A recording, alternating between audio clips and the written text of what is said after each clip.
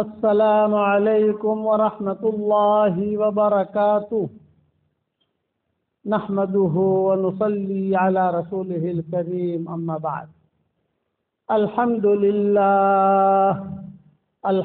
لله نحمده ونستعينه ونستغفره ونؤمن به ونتوكل عليه ونعوذ بالله من شرور أنفسنا ومن سيئات أعمالنا ونعوذ بالله من شرور أنفسنا ومن سيئات أعمالنا ونعوذ بالله من شرور أنفسنا ومن سيئات أعمالنا من يهده الله فلا مضل له ومن يضلله فلا هادي له ونشهد أن لا إله إلا الله وحده لا شريك له ونشهد أن سيدنا ومولانا محمدا عبده ورسوله صلى الله عليه وعلى آله وأصحابه وبارك وسلم تسليما كثيرا كثيرا أما بعد فأعوذ بالله من الشيطان الرجيم بسم الله الرحمن الرحيم والمؤمنون والمؤمنات بعضهم أولياء بعض يأمرون بالمعروف وينهون عن المنكر ويقيمون الصلاة ويؤتون الزكاة ويطيعون الله ورسوله أولئك سيرحمهم الله إن الله عزيز حكيم صدق اللہ العظیم۔ قابل احترام مائیں اور بہنیں اور بیٹیاں اور بہنیں اور ہماری بچیاں، تین ذمہ داریاں اللہ تعالیٰ نے ہر مسلمان عاقل بالغ مرد و عورت پہ رکھی ہے۔ پہلی ذمہ داری یہ ہے کہ ہم اپنا دین سیکھیں، یہ سب پر ضروری ہے، اس کے بغیر کوئی چارہ نہیں ہے۔ دوسری ذمہ داری یہ ہے کہ ہم اپنے دین پر چلیں، اور تیسری ذمہ داری یہ ہے کہ اپنا دین دنیا میں پھیلے، ہم اس کی کوشش میں لگے رہیں، چاہے مال کے ذریعے، چاہے قدم کے ذریعے، چاہے قلم کے ذریعے، چاہے واٹس ایپ کے ذریعے، کسی طریقے سے بھی ہمارے دین کو پانی پہنچنا چاہیے۔ دین کے بعد آگے بڑھنی چاہیے، اتنی آگے بڑھاوے اتنی آگے بڑھاوے اتنی آگے بڑھاوے، جیسے گھوڑ دوڑ ہوتی ہے نا، اے مارو گھوڑو بدو دے آگے دے وہ جیو، کاروں کی ریس ہوتی ہے کہ میری کار سب سے آگے جانی چاہیے، تو ویسے بھی اپنی دن کی گاڑی سب سے آگے جانی چاہیے۔ یہ ہمیں کوشش کرنی ہے کہ دوسرے کے بعد کیوں آگے بڑھے بھائی، اللہ رسول کے بعد آگے کیوں نہ بڑھے؟ ہمارا پیارا اللہ، ہمارا پیارا رسول، ہم اس کے بعد تو آگے بڑھائیں گے۔ اور یہ ہوتا ہے آدمی کی اور عورت کی نیت پر، نیت ہے اور خیر والی نیت ہے تو سب کچھ ہے، اور اگر نیت کے اندر پتھرے ہیں تو پتھرا ہی ملے گا۔ نیت المؤمن خیر من عملی، یہ کہتے ہیں کہ آدمی کی نیت جو ہوتی ہے اس نیت پر اللہ کا معاملہ اور اللہ کا فیصلہ ہوتا ہے۔ جیسے کہ اللہ تعالیٰ دل کو دیکھتا ہے، اللہ چہرہ مہرہ تو دیکھتا نہیں ہے، اللہ یہ نہیں دیکھتا کہ بدن کی عورتیں کتنی خوبصورت ہیں، اور ان کے بال کتنے اچھے ہیں، ان کے کپڑے کتنے اچھے ہیں، کھانا کتنا اچھا پکانا جانتی ہے، اور کپڑے کتنے اچھا دھوتی ہے، یہ نظر وہاں ہے ہی نہیں۔ وہاں تو یہ ہے کہ بھی دل کے اعتبار سے پاک صاف ہے کہ نہیں، دل کے اعتبار سے پاک صاف ہوگی تو اللہ بڑا کام لے لے گا، اور دل کے اعتبار سے گندی ہے تو اللہ پیچھے ڈال دے گا، چاہے جتنی خوبصورت ہو۔ ام جمیل جو یہ ابو لہب جو تھا، وہ اور اس کی بیوی یہ بہت خوبصورت تھے، لال ٹماٹر جیسے تھے، انار جیسے، اور ابو لہب بھی ایسا تھا۔ ابو جہل کی بیٹیاں بہت خوبصورت تھی، مکہ میں جب نکلتی تھی ابو جہل کی بیٹیاں تو لوگ کہتے تھے کہ یار یہ چاند کے ٹکڑے جا رہے ہیں، دیکھو یہ ابو جہل کی بیٹیاں بہت خوبصورت تھی مکہ مکرمہ میں۔ اور دوسرے حالانکہ قریشی تھا وہ، اور دوسرے جو قریشی آئے تھے ان کی بیٹیاں اتنی خوبصورت نہیں تھی، قبول صورت نہیں تھی، لیکن وہ جو قبول صورت نہیں تھی وہ نبی کی نکاح میں آ گئی، اور جو قبول صورت تھی وہ محروم ہو گئی۔ جن کی خوبصورت بھائی ابو جہل کی بیٹیاں بہت خوبصورت تھی، تبھی تو حضرت علی کہتے تھے فاطمہ سے کہ فاطمہ ہمارے بیٹی شادی کروی سے،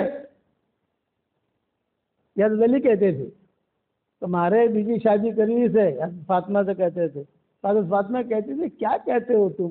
تو کہتا کہ نہیں ہمارے بیٹی شادی کروی سے، انتن خبر سے چو کروی سے ابو جہل نے چھوڑی تھی کروی سے. یہ حدیثوں میں آتا ہے کہ ابو جہل کی بیٹی سے کرنی ہے نکاح، مجھے نکاح ہے، اس کی بیٹیاں بہت خوبصورت ہیں. اس پر حضرت فاطمہ ناراض ہو کر آئی حضور صلی اللہ علیہ وسلم کے پاس. اور جب حضرت فاطمہ آتی تھی تو فوراً جو ہے حضور صلی اللہ علیہ وسلم سمجھ جاتے تھے کہ فاطمہ کے قدم ہے یہ. ہماری بچیاں گھروں میں آتی ہیں تو گھنٹی مارنے سے ہم سمجھ جاتے ہیں کہ آج فلاں بیٹی ہے، فلاں بیٹی ہے، فلاں بیٹی ہے. گھنٹی مارے ٹن ٹن ٹن ٹن ٹن ٹن تو مطلب کبھی فلاں ہے، ٹن ٹن ٹن فلاں ہے. اس پر حضرت فاطمہ کے قدم سے حضور سمجھ جاتے تھے. حضرت فاطمہ نے آ کر کہا کہ حضرت میں تو ابو علی کی شکایت لے کر آئی ہوں. آپ نے فرمایا کیا شکایت ہے؟ کیا دینداری نہیں ہے؟ کیا بے نمازی ہے؟ نماز نہیں پڑھتا ہے؟ حضرت فاطمہ نے کہا کہ نہیں. تو کیا شکایت ہے؟ یہ کہا وہ کہتے ہیں کہ مجھے ابو جہل کی بیٹی سے شادی کرنی ہے. اس پر حضور صلی اللہ علیہ وسلم نے حضرت فاطمہ کے فضائل بیان کیے. الصلاۃ جامعہ، الصلاۃ جامعہ، الصلاۃ جامعہ، الصلاۃ جامعہ کا اعلان ہوا مسجد نبوی میں. آؤ بھی نماز نماز نماز. حالانکہ نماز تھی نہیں، نماز تو نماز کے وقت پر ہوتی اور مسلمان جمع ہوتے ہیں. وہ نماز کا وقت نہیں تھا، لیکن آپ نے سب کو جمع کیا اور جمع کر کے حضرت فاطمہ کے فضائل بیان کیے. فاطمہ کو جس نے تکلیف پہنچائی اس نے مجھے تکلیف پہنچائی، یہ جملے کہے ہوئے تھے.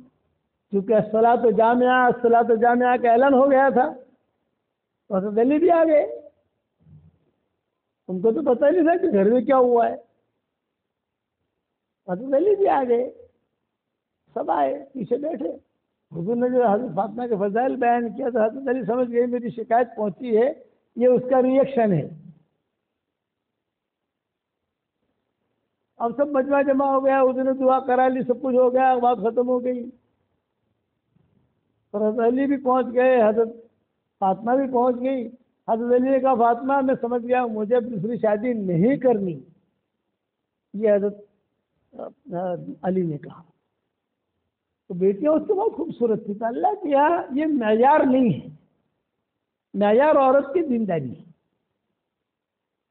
قرآن کتنا پڑھتی ہے، پاک دامن ہے کہ نہیں، نماز پڑھتی ہے کہ نہیں پڑھتی، اللہ کے احکامات کو پورا کرتی ہے کہ نہیں کرتی، شوہر کی اطاعت کرتی ہے کہ نہیں کرتی.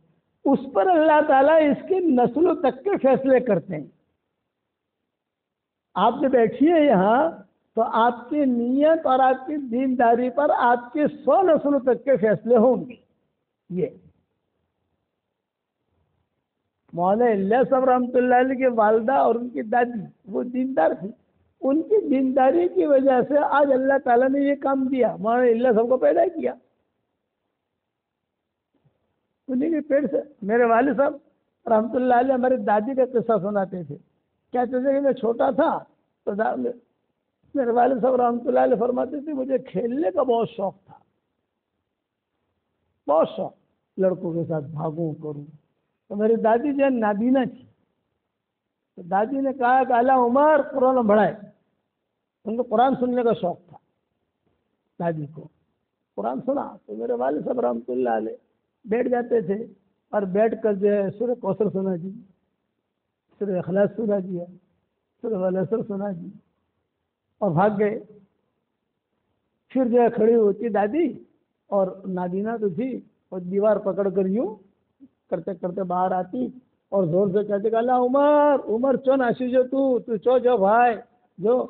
تو بچے کہتے کہ تیرے اماں بلا رہی ہے، تیری اماں بلا رہی ہے. بھاگا بھاگا ابا کہتے تھے بھاگا بھاگا میں آتا ہاپتا کاپتا. پھر بٹھاتی اور بٹھا کر میرا ہاتھ پکڑتی. اگر تو نینی نینی سورتوں بڑھائے ناشی جی سے نہ بھائی تو منے سورہ بقرہ بڑھائے. یہ دادی کہتی سورہ بقرہ سنا. اب سورہ بقرہ ڈھائی پڑے گی تو سورہ بقرہ. تو ابا کہتے تھے کہ چونکہ میرا تو یہ تھا کہ میری میچ جانی نہیں چاہیے. میچ کھیلتے ہیں بچے لوگ، وہ جانے نہیں چاہیے، اور میرے دوست جانے نہیں چاہیے، یہ جنون ہوتا ہے کھیل کا۔ تو سورہ بقرہ تو میں جو 2 صفحے آگے کود جاؤں، 2 رکو 2 تاکہ سورہ بقرہ پوری ہو جائے، مطلب یہ۔ تو دادی کہتے نا نا نا نا نا تو نے جو ڈنڈی ماری سے وہ تو آگے ہڑے ہو تو بھائی، حالانکہ پڑھی لکھی نہیں تھی وہ، یہ پڑھا لکھا ہوتا ہے ان کا حافظ ہوتا ہے تو پکڑ لیتا ہے، جیسے رمضان میں حافظ لوگ غلطیاں کرتے ہیں تو پیچھے حافظ کھڑا ہوتا ہے، فوراً زیر زبر کی غلطی پکڑ لیتا ہے۔ حرم شریف میں ہم دیکھتے ہیں پورا حرم بھرا رہتا ہے، اور وہ امام اگر غلطی کرتا ہے معمولی تو پیچھے سے پہلے سب میں سب حافظ ہوتے ہیں، یہ تو پٹ پٹ پٹ پٹ جواب دیتے ہیں۔ وہ حافظ نہیں تھی لیکن وہ قرآن سے جوڑ تھا۔ تو یہ والد صاحب ہم کو سناتے تھے کہ جب پورا میں سنا کر فارغ ہو جاتا تو میری دادی کہتی کہ بیٹا عمر، اندھیری کوٹھری میں تیری اندھی ماں اس سے قرآن سن رہی ہے، ایک زمانہ آئے گا کہ انشاءاللہ لاکھوں آدمی تیرا قرآن سنیں گے۔ جبکہ اس وقت میں کھانے کے لیے روٹی بھی نہیں تھی، ایک روٹی ہوتی تھی، اس کے 4 ٹکڑے ہوتے تھے اور یہ چاروں بھائی بانٹ لیتے تھے، تو ایک ٹکڑا تیرا، ایک ٹکڑا تیرا، ایک تیرا، اور اس میں بھی لڑائی ہوتی تھی، تو نے موٹو تو لکھو سو۔ مالی حالت نہیں تھی، دین کی حالت وہ تھی، دینداری نیک۔ اس لیے میری دعوت ہے مدانی کی بہنوں سے کہ نیک بنو، نیکی کا مزاج بناؤ، کہ نیک عورتیں جو ہوتی ہے وہ ٹاپ لیول پہ جاتی ہے۔ صلاح الدین ایوبی جو تھے یہ کرد کے تھے، کرد، ترکی کا ایک علاقہ ہے کرد وہاں، اور یہ کردی مشہور ہے، کردی بڑے بہادر قوم ہوتی ہے ایک کردی۔ ہمارا سفر تھا دسمبر میں جا رہے تھے نا، دسمبر میں ہمارا ترکی کا سفر تھا اور کرد کا بھی سفر تھا، سب نظام بنایا تھا ہم نے، لیکن یہ حالات کی وجہ سے ہم نے سارا پروگرام کینسل کر دیا۔ تو کرد قوم جو ہے بہت مضبوط ہوتی ہے، جیسے ہمارے مومن برادری میں باویشی اور دوتا ہائٹ کہتے ہیں نا، ویسے اس سے جو قبر ترکوں میں کرد علاقہ بھی ہے وہاں کے تھے۔ تو یہ شاہی خاندان کے آدمی تھے، صلاح الدین ایوبی کے والد۔ تو سارے شاہی خاندان کی لڑکیاں کہتی تھیں، بہنیں بھابیاں، ارے صلاح الدین، ارے تم شادی تو کرو صلاح الدین ایوبی کے والد سے۔ تو کہتے تھے مجھے شادی نہیں کرنی۔ تو ایسا کیسے چلے گا شادی نہیں کرنی، اتنا سارا مال ہے، مال کہاں جائے گا؟ شادی کرو، اولاد پیدا ہو تو مال تمہاری اولاد میں منتقل ہوگا اتنا سا۔ تو ایک مرتبہ غصے میں آ کر ان کے والد نے کہا تم مجھے شادی کرتے ہو نا، مجھے ایسے آدمی سے شادی، ایسی عورت سے شادی کرنی ہے جو میرا ہاتھ پکڑ کے مجھے جنت میں لے جائے۔ یہ ان کے والد نے کہا، صلاح الدین ایوبی کے والد نے، تو مجھے ایسی عورت دکھا دو، چاہے ترکی میں ہو، چاہے مکہ میں ہو، چاہے مدینہ میں ہو، مصر میں ہو، مجھے میرا ہاتھ پکڑ کے مجھے جنت میں لے جائے۔ تو سب لڑکیاں ہنسنے لگی، ان کی بہنیں، ان کی بھابیاں، ارے دماغ خراب ہو گیا ہے اس کا، ایسی لڑکی کا بھی لے گی؟ بولے اللہ لائے گا۔ بات ختم ہو گئی، شادی کی نہیں، انہیں کرتے ہی نہیں تھے، لیکن ان کے پیر تھے، چھوٹی سی ان کی مسجد تھی، وہ روزانہ عصر کی نماز میں وہاں پہنچ جاتے تھے صلاح الدین ایوبی کے والد، اور پیر صاحب کے ساتھ عصر مغرب عشاء پڑھتے تھے اور خدمت کرتے تھے، پانی لاؤ، پانی لے آئے، میں سر درد کر رہا تھا، سر درد دبا دو، سر دبا دیا، کوئی جو ہے تھوڑے سے چائے پلا دو، تو اس زمانے میں جو ان کا قہوہ ہوتا تھا وہ پلا دیا، کبھی فروٹ لے کر جاتے تھے، کبھی پیسے لے کر جاتے تھے۔ تو ایک مرتبہ یہ پیر اور مرید دونوں بیٹھے ہوئے، پیر صاحب اور صلاح الدین ایوبی کا والد، ایک لڑکی آئی خستہ حال، کپڑے پھٹے ہوئے تھی، خوبصورت تھی، وہ آئی تو پیر صاحب نے کہا ارے بیٹی تو نے نکاح نہیں کیا اب تک، تیری عمر ہو گئی، تو تیرا نکاح کا ارادہ بھی ہے کہ نہیں ہے؟ تیرے ماں باپ کا کیا ارادہ ہے تیرے بارے میں؟ تو اس نے کہا پیر جی، حضرت جی، ابو جی، باپو جی، جیسے کہتے ہیں ہمارے یہاں، وہ شیخ تھے، وہ سب ان سے قرآن حدیث کا علم سیکھتے تھے. تو کہا کہ ابو جی مجھے نکاح تو کرنا ہے لیکن ایسے مرد سے کرنا ہے جو میرا ہاتھ پکڑ کے مجھے جنت میں لے جائے. یہ صلاح نبی کے قوالد بیٹھے ہوئے تھے. ارے تو بھی چاہتی ہے کہ ایسا مرد ملے جو تیرا ہاتھ پکڑ کے جنت میں لے جائے, اور یہ بھی چاہتا ہے کہ ایسی عورت ملے جو اس کا ہاتھ پکڑ کے جنت میں لے جائے. چلو دونوں کا نکاح کرا دیتے ہیں. یہ خدا کا نظام چلا دونوں کی نیتوں پر. اس نظام کی وجہ سے بیت المقدس فتح ہوا. اس میں اب صلاح الدین ایوبی بھی پیدا ہوئے. ماں کی دینداری تھی, باپ کی دینداری, اور صلاح الدین ایوبی بھی پیدا ہوئے اور بیت المقدس فتح ہوا. وہ سارا قصہ جو ہے کتابوں کے اندر ہے. اس لیے نیک بنو, میری درخواست یہ. اور ایک بات سنو, حشر کے میدان میں کچھ مرد اور کچھ عورتیں آئیں گی اللہ کے پاس, اور اللہ کے پاس آ کر شکایت کریں گی. حدیث میں آتا ہے. اور یہ کہے گی کہ اللہ پاک ہمیں تو قرآن بہت بڑی تھی, وہ تو کوئی دیکھا تو نہ ہمارا نام ہے, ہم لوگ کوئی شاید نہ. اللہ پاک ہمیں تو سورہ اخلاص میں وظیفہ بہت کرا تھا, وہ تو کاغذ بدا پیپر خالی سے بدا کوئی دیکھا تو نہ. اللہ پاک حجمرہ بہت کرا تھا, اللہ پاک دعوت نہ کر چلائے بہت لگاڑا تھا. اللہ بہت کرو تو آپ کو دیکھا تو جتنا نہیں, ہماری نیکیاں کہاں گئی. تو اللہ سب کے سامنے جواب دیں گے کہ تم نے جو ہے نیکیاں تو کی تھی لیکن ساتھ ساتھ میں تم نے عورتوں کی غیبتیں بھی کی تھی, تو تمہاری ساری نیکیاں وہاں چلی گئی, تم فقیر بن کے کھڑے ہو گئے. اس کو کہتے ہیں قرآن میں وَبَدَا لَهُم مِّنَ اللَّهِ مَا لَمْ يَكُونُوا يَحْتَسِبُونَ. اللہ کے سامنے, ان کے سامنے وہ چیز آئے گی جو ان کو گمان نہیں تھا. وہ سمجھتے تھے میں بہت اچھی ہوں, یہ ہوگا یہ ہوگا, اور وہاں جا کر خالی کھڑا ہو گیا. اس لیے نیکیاں کرو, نیکیاں بچاؤ. یہ کوئی بھی نیک کام کرو اللہ کے لیے کرو. یہ میری درخواست ہے کہ ہماری کوئی غرض دنیاوی نہ ہو, نہ نام و نمود کی غرض ہو. میں آج کل کہتا ہوں کہ مردوں کو پیر بننے کا شوق بہت ہوتا ہے اور عورتوں کو جو ہے آپا بننے کا شوق بہت ہوتا ہے. تو یہ آپا بننے سے کوئی آپا نہیں بنتا, پیر بننے سے کوئی نہیں بنتا, وہ تو اللہ بناتا ہے. محبوبیت مقبولیت آسمانوں سے ڈالی جاتی ہے. حدیث شریف میں آتا ہے اللہ تعالیٰ کسی بندے اور بندی سے محبت کرتا ہے تو اللہ تعالیٰ سب سے پہلے جبریل سے کہتا ہے جبریل میں فلاں سے محبت کرتا ہوں, تو بھی محبت کر. اب جبریل محبت کرنی شروع کرتے ہیں.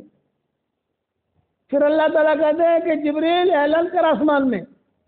تو آسمانوں پر اعلان ہوتا ہے کہ اللہ اور میں فلاں بندے اور بندی سے محبت کرتے ہیں, آسمان والوں تم بھی محبت کرو. تو آسمانوں پر محبت عام ہو جاتی ہے. پھر آسمانوں سے آواز دی جاتی ہے کہ زمین والوں ہم آسمان والے محبت کرتے ہیں, زمین والوں تم بھی محبت کرو. تو اس کی محبت دنیا کے اندر عام کر دی جاتی ہے. یہ اس لیے اللہ والا اگر بننا ہے پر آپ کو کوئی نیکیاں کمانی ہے اور آخرت میں کوئی لے کے جانا ہے, اپنی زبان کی حفاظت کرو.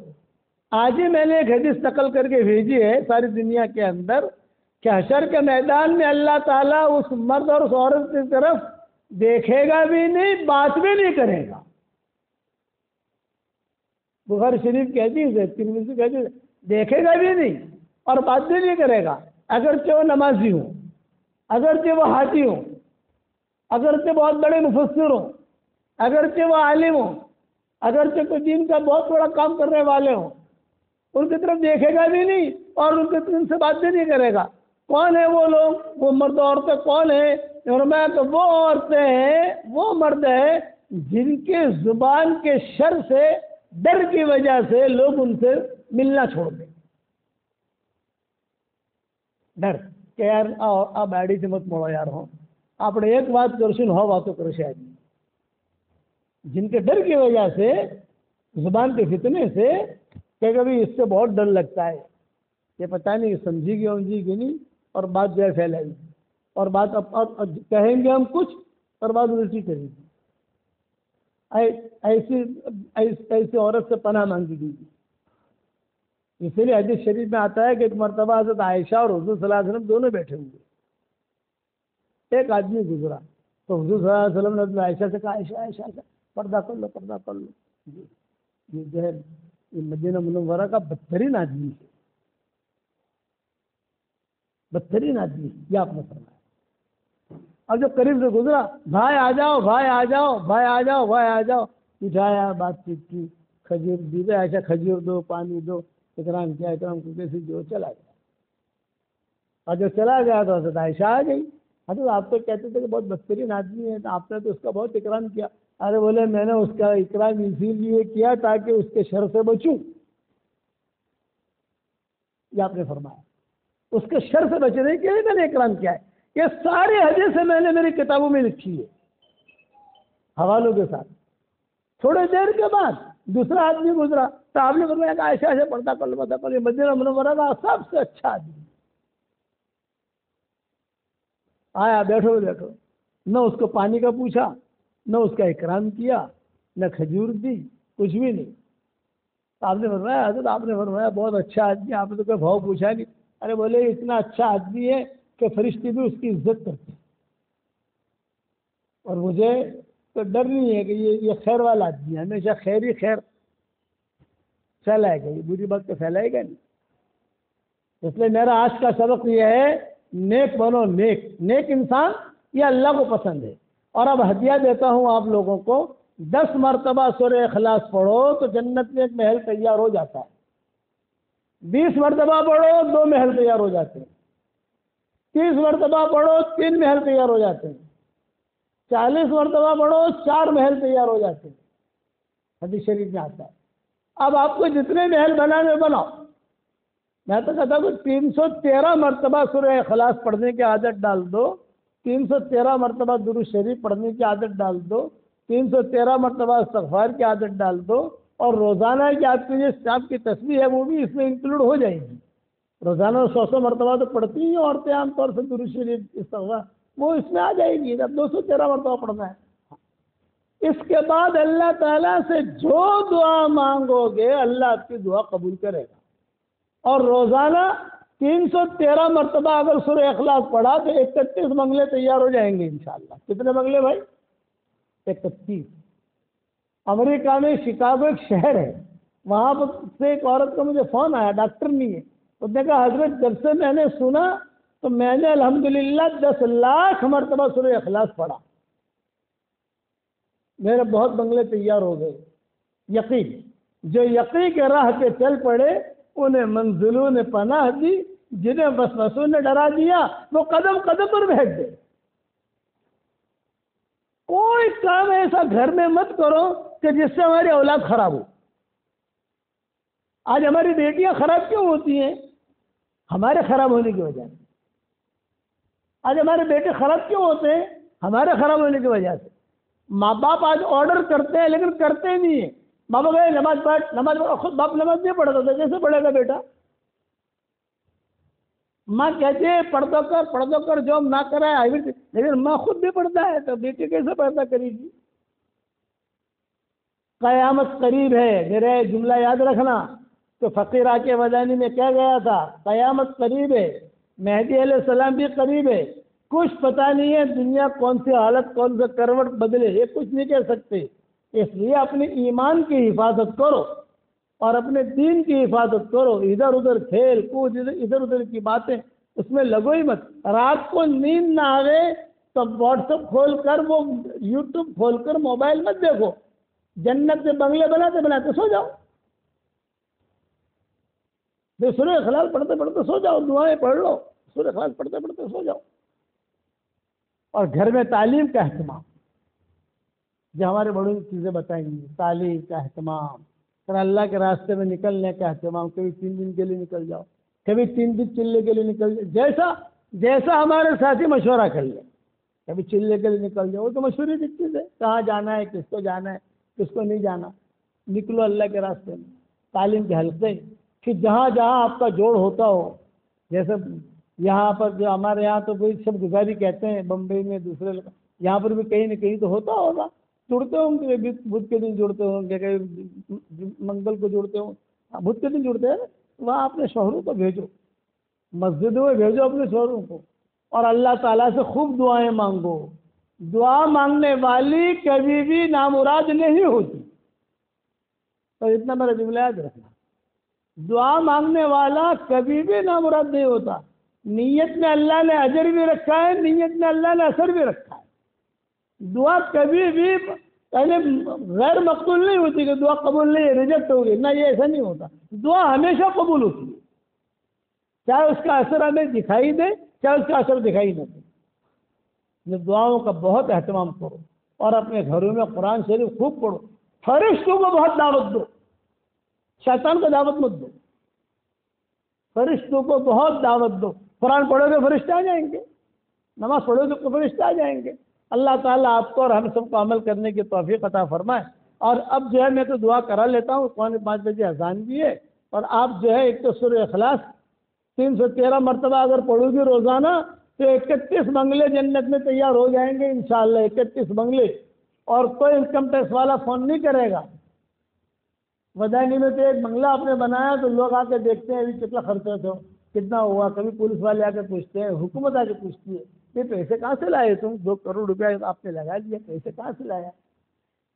جنت میں کوئی نہیں پوچھے گا۔ ہاں، ایک خاتون تھی، بہت دیندار تھی، وہ روزہ، میں زبیدہ کے قصہ میں سناتا ہوں عام طور سے، ہارون رشید بھی جو بیوی تھی اس کا قصہ، لیکن یہ کہ اب اس کا وقت نہیں ہے، مختصر سنا دوں۔ یہ نہر زبیدہ جو بنی ہے وہ زبیدہ کی برکت سے بنی ہے، تو اس نے بہت پیسہ دیا انجینئروں کو، بہت پیسہ، اور پھر یہ انجینئر لوگ حساب لے کر پہنچے، نہر زبیدہ بن گئی اور پانی کا آنا جانا شروع ہو گیا۔ امام ابو حنیفہ جب حج کرتے تھے تو نہر زبیدہ کی طرف یعنی اس سے لگ کر چلتے چلتے عرفات پہنچ جاتے تھے۔ جیل میں ہوتے تھے امام صاحب، تو بادشاہ سے کہتے تھے مجھے حج کرنا ہے، میں نہر زبیدہ کو نہیں چھوڑوں گا، یعنی جب بھی مجھے پکڑنا ہو تو آپ کو کوئی تکلیف کی ضرورت نہیں، نہر زبیدہ پر آدمیوں کو بھیج دینا، میں نہیں جاؤں گا، یعنی پہاڑوں سے نہیں جاؤں گا۔ وہ نہر زبیدہ ایسے بنائی تھی کہ آدمی خالی نہر زبیدہ پکڑ لے تو سیدھا عرفات سے پہنچ جائے۔ امام صاحب کہتے ہیں میں نے کئی حج کیے نہر زبیدہ، جب بھی میں حج کرنے کے لیے جاتا تھا زبیدہ کے لیے دعا کرتا تھا، جیسے پانی کا کیسا نظام کیا۔ تو انجینئر لوگ حساب لے کر آئے، ٹائم لیا، زبیدہ نے پوچھا کیا حساب کتاب ہے؟ بولے پیسہ بچ گیا ہے، ہم لے کر آئے ہیں۔ تو انہوں نے پردے کے پیچھے سے پیسہ دے دیا اور جو حساب کتاب کے دفتر سے وہ دے دیے۔ زبیدہ نے اپنے باندی سے کہا جیب العودہ دہن العودلہ، عرب عورتیں عود کو عودہ کہتے ہیں، جیب العودہ دہن العودلہ، دہن العود کی شیشہ لائی گئی، اس کے اوڑھنے پر اس نے ڈالی اور اس کے اندر وہ حساب کتاب کے جو دفتر تھے وہ دفتر بھی لپیٹے، اور یہ دجلہ کے کنارے پر بیٹھی ہوئی تھی، دریائے دجلہ، دریائے فرات، یہ جنت کے دریا ہے، یہ وہاں جو بیٹھی ہوئی تھی اور اپنا پاؤں جو ہے وہ دریا میں تھے اور شام کا وقت تھا، اس نے جو ہے وہ سارے دفتر ایسے پھینکے دریا میں اور اللہ سے ایک جملہ کہا، اے اللہ میں ان سے کوئی حساب کتاب نہیں لیتی ہوں، تو مجھ سے حساب کتاب مت لینا۔ اس پر اس کی مغفرت ہو گئی، اور جو پیسے بچے تھے واپس کر دیے۔ یہ کہا جو مال میرے گھر سے اللہ کے لیے نکلتا ہے واپس میرے گھر میں نہیں آتا، یہ مال لے جاؤ اور مکہ کے یتیموں پر، فقراء پر، غریبوں پر خرچ کر دینا۔ وہ لوگ مال لے کر آئے اور پھر وہاں مکہ کے فقراء، یتامہ جو تھے یا مدینہ منورہ میں جو تھے ان تک پہنچا دیا مال۔ یہ عورتیں تھیں، اللہ کرے کہ ایسے زبدائے ہمارے بدن میں پیدا ہو جائیں، مدرسے بن رہے، مکاتب بن رہے، لاؤ پیسہ اللہ نے دیا، آئے گا کام، یہ وہاں آئے گا۔ اور 313 مرتبہ روزانہ سورہ اخلاص پڑھنے کی عادت ڈالو۔ اللہ تعالی ہم سب کو عمل کرنے کی توفیق عطا فرمائے۔ نام بھی لکھوا لینا، جسے نام لکھوانا ہو اپنے شوہروں کا، میں دعا کر لوں، مجھے اگلا نظام بھی ہے، اور دعا میں آمین بھی کہہ دو، اللہ تعالی قبول فرمائے۔ اللہم لک الحمد کلہ ولک المن کلہ، لک الشکر کلہ ولک الملک کلہ، لک الخلق کلہ ولک الفضل کلہ، وإلیک یرجع الامر کلہ، وإلیک یصعد الکلم الطیب کلہ۔ اللہم لک الحمد بالاسلام، لک الحمد بالایمان، لك الحمد بالقرآن، لك الحمد حتى ترضى، لك الحمد إذا رضيت، لك الحمد بعد الرضا. اللهم آت نفوسنا تقواها وزكها أنت خير من زكاها، أنت وليها ومولاها. اللهم لا تردنا خائبين، اللهم لا تردنا حازنين، اللهم لا تردنا خاسرين، بل ردنا إلى ديننا ردا جميلا. اللهم اجعل أوسع رزقنا علينا عند كبر سننا وانقطاع عمرنا. اللهم اجعل القرآن العظيم ربيع قلوبنا ونور صدورنا وجلاء أحزاننا وذهاب همومنا وغمومنا وسائقنا وقائدنا إليك وإلى رضوانك وإلى جناتك جنات النعيم. اللهم اجعل القرآن العظيم ربيع قلوبنا ونور صدورنا. اللهم اجعلنا ممن يقرأ القرآن فيرقى ولا تجعلنا ممن يقرأ القرآن فيشقى. اے اللہ ہمارے گناہوں کو معاف فرما، ہماری خطاؤں سے درگزر فرما. یہ ہمارے بدانی کی جتنی بہنیں، بیٹیاں، بہویں، بچیاں جمع ہوئی ہیں، بھائی جمع ہوئے ہیں، تو ان سب کو قبول فرما دے. ان کے اور ہماری قیامت تک کے آنے والی نسلوں کو قبول فرما دے. اچانک کا خیر ہمیں نصیب فرما، اچانک کے شر سے تو ہماری حفاظت فرما. ہمارا کھویا ہوا دین ہمیں واپس دے دے، ہمارا کھویا ہوا قرآن واپس دے دے، ہماری کھوئی ہوئی عزتیں واپس دے دے، کھویا ہوا دعوت کا کام واپس دے دے. جو کام کرنے سے آپ خوش ہوتے ہو وہ کام کرنے کی ہمیں توفیق عطا فرما. جو کام کرنے سے آپ ناراض ہوتے ہو ہمیں بچنے کی توفیق عطا فرما. رسول اللہ صلی اللہ علیہ وسلم نے جتنے خیر کے اعلان کی دعائیں مانگی ہیں وہ ساری کی ساری ہم سب کے لیے مقدر فرما. جن شرور سے پناہ چاہی ہو ان شرور سے تو ہماری حفاظت فرما. اے اللہ جس کے دل میں جائز مرادیں ہوں عافیت سے ان کے جائز مرادوں کو پوری فرما کر اس میں خیر کی شکلیں اور صورتیں پیدا فرما. اگر آپ نے ہمارا نام سعید اور نیک بختوں میں لکھا ہو تو ہمارا نام انہی میں لکھے رکھیو، اور اگر آپ نے ہمارا نام شقی اور بدبختوں میں لکھا ہو تو ہمارا نام ان کی فہرست سے مٹا دینا، اور نیک لوگوں کے فہرست میں ہمارا نام لکھ لینا. لکھنا بھی آپ کا کام ہے، مٹانا بھی آپ کا کام ہے، لوح و قلم بھی آپ کے پاس ہے. سعداء میں تو ہمارا نام لکھ لے، سعداء میں تو ہمارا نام لکھ لے. اے اللہ جس نے بھی مجھے دعاؤں کے لیے کہا ہو یا دعاؤں کے لیے خطوط میں لکھا ہو یا جن کا ہم پر کسی قسم کا حق اور احسان ہو یا جو ہمیں اپنی دعاؤں میں یاد کرتے رہتے ہوں، مائیں بہنیں مجھے اپنی دعاؤں میں یاد کرتی رہتی ہوں، میری ساری دعاؤں میں ان کا پورا حصہ نصیب فرما. اے اللہ دونوں جہاں کی ذلت رسوائی سے ہماری حفاظت فرما. اے اللہ فضل کرے تو چھٹیاں اور اگر عدل کرے تو لٹیاں. ہمارے ساتھ فضل کا معاملہ فرما، ہمارے ساتھ عدل اور انصاف کا معاملہ نہ فرما.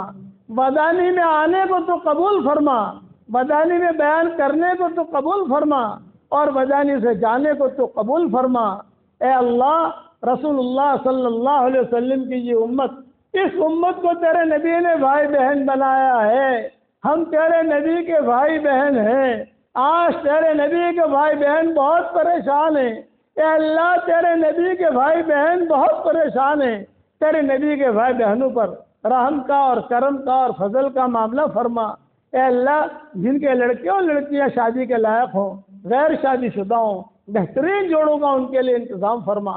جو بے اولاد ہوں نیک صالح اولاد انہیں نصیب فرما. جن کے اولاد طے مگر نافرمان ہیں ان کی نافرمان اولاد کو فرما بردار بنا دے، ان کی نافرمان اولاد کو فرما بردار بنا دے. اے اللہ اس امت کے لیے حلال بستروں کا انتظام فرما، حرام بستروں سے اس امت کو نجات دے دے. اے اللہ میری تشکیل پر جو روزانہ 313 مرتبہ سورہ اخلاص پڑھنے کی عادت ڈالے، 313 مرتبہ درود شریف پڑھنے کی عادت ڈالے، 313 مرتبہ استغفار پڑھنے کی عادت ڈالے، اے اللہ اس کی ساری دعاؤں کو قبول فرما، اس کی پریشانیوں کو دور فرما، اس کی قیامت تک کے آنے والی نسلوں کو چمکا دے. اے اللہ وہ تیرے مخلوق میں سے جو پریشان حال ہو ان کی پریشانیوں کو دور فرما، اور تیرے مخلوق میں سے اے اللہ جس کی جو حاجت ہو اس کی حاجت کا تو غیر سے تکفل فرما، اے اللہ جو مانگا عطا فرما، مانگنے سے رہ گیا وہ عطا فرما۔ جس کرم سے آپ نے ہمیں مدانی کے اس مدرسے میں جمع کیا ہے، تیرے اسی کرم سے جنت الفردوس میں، اے اللہ تیرے نبی کا پڑوس میں ہماری قیامت تک کی آنے والی نسلوں کے ساتھ تو ہم سب کو جمع فرما دے۔ اے اللہ دنیا میں بھی ہم سب کے لیے جنتوں کے فیصلے فرما، مرنے کے بعد بھی جنتوں کے فیصلے فرما۔ ہمیں مانگنا نہیں آتا مگر تجھے دینا تو آتا ہے، اپنے کرم سے عطا فرما دے۔ مدانی کے ایک ایک اینٹ کو تو قبول فرما، ایک ایک ذرے کو قبول فرما، ان کے کاروباروں کو قبول فرما، ان کی زمینوں کو قبول فرما، اور قرب جوار کے لیے یہ دعائیں قبول فرما، اور پورے ہماری برادری کے لیے یہ دعائیں قبول فرما۔ اے اللہ اس مجلس میں فرشتے موجود ہیں، فرشتے آمین کہہ رہے ہیں، ان کے آمین کے کہنے کو تو قبول فرما لے، ان کے آمین کے کہنے کو تو قبول فرما لے، اور رسول اللہ صلی اللہ علیہ وسلم کے صدقہ طفیل سے ہماری ساری دعاؤں کو قبول فرما۔ میری دعا پر دنیا میں جہاں کہیں آمین کہی جائے ان کی پریشانیوں کو بھی دور فرما، ان کی ساری ضرورتوں کا تو غیر سے تکفل فرما، اور اپنے فضل و کرم سے ہماری دعاؤں کو قبول فرما۔ سبحان ربنا رب العزت عما یصفون وسلام علی المرسلین والحمد للہ رب العالمین۔